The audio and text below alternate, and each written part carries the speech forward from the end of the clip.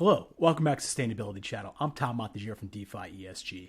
In society today, sustainability and ESG, those words are used interchangeably, and they are very, very similar, but there is a difference between the two concepts, and that's what we're discussing today, what the difference is between sustainability and ESG. Stay tuned.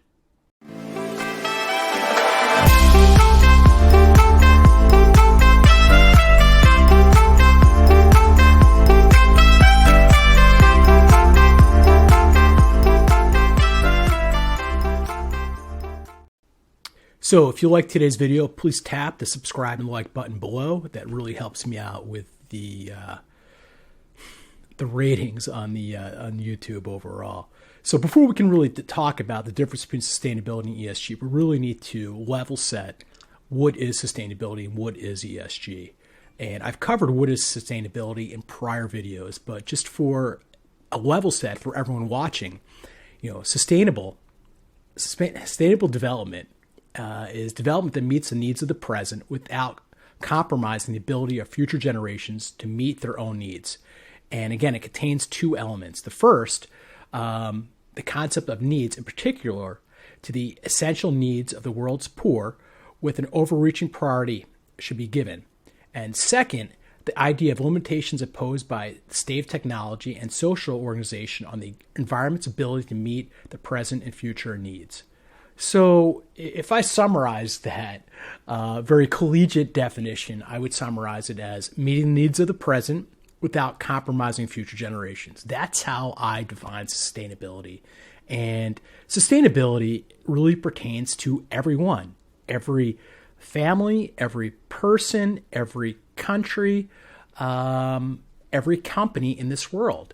And ESG is a little bit different. ESG really pertains to businesses and has very specific guidelines for businesses, and that's what we're going to be discussing. And again, that is the big difference between ESG and sustainability. ESG, a little deeper, wider, and very specific to businesses, and sustainability, more general and really pertains to every person, every institution on Earth. So that is the 2-cent difference between the two. And for ESG, the definition of that and what ESG stands for is environmental, the E, which is protecting the planet. S for social, it's doing right for mankind and people. And G, governance, which is really guidelines for corporations so they do the right things, and corporate guardrails in place so organizations don't stray outside of what they should be doing. And as I said before, ESG is sustainability guidelines for businesses. ESG was created by trade unions back circa in the 1960s to ensure their investments for their pension funds were being invested into very ethical businesses and other funds.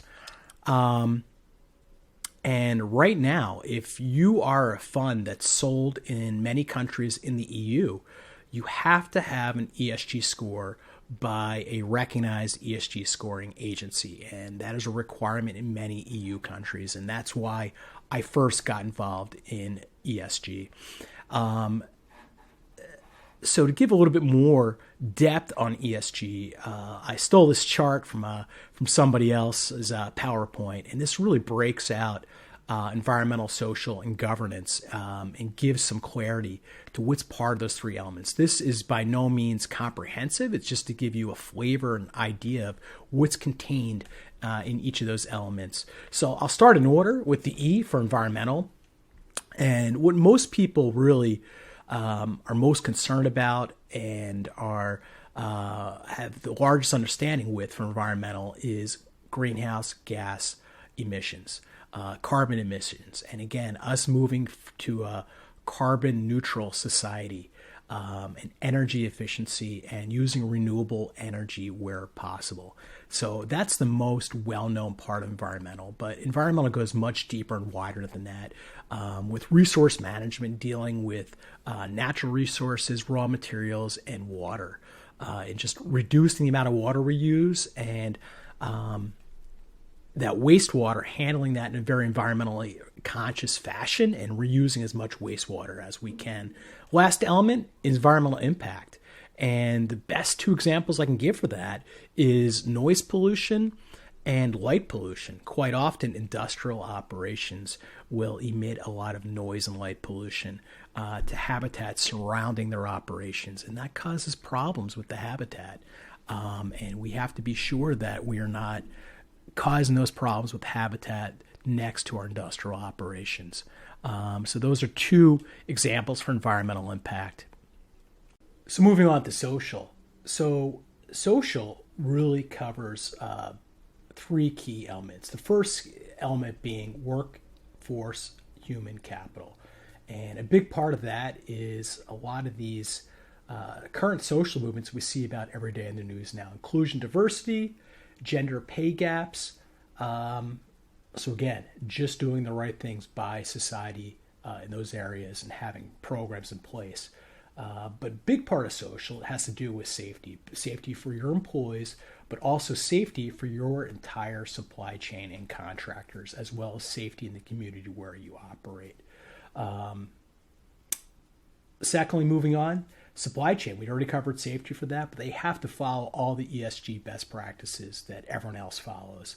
If they don't, that could reflect on you being their customer and I'm going to call it host organization or a business. I mean, those other things they have to follow is, product safety and other, IT security things such as data privacy, data security.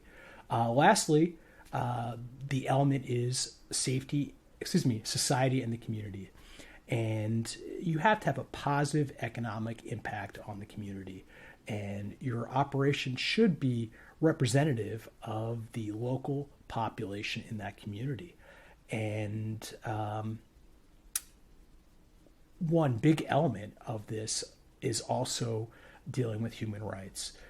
You've got to make sure you don't have any forced labor, you have freedom of association, you give employees, and your supply chain gives employees time off to vote when there is an election held in that area.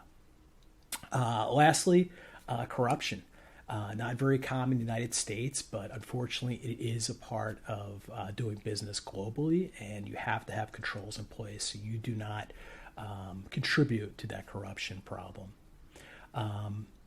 Last element is governance, and a big part of governance is having a strong board in place that can really steer and guide the corporation in the direction it needs to go. And that board should be diverse, and it should be very skilled and experienced in the industry and business that you are running. And that board should really push managers of the corporation to reach and exceed their metric and goals so the company is moving in the right direction as it pertains to ESG as well as with profit. Last element of corporate governance is shareholder rights. If you are a pension fund and you own a large percentage of that corporation, you should have representation on that board. You should have voting rights, and you should be able to help steer that corporation in the direction you need to go in as a majority shareholder.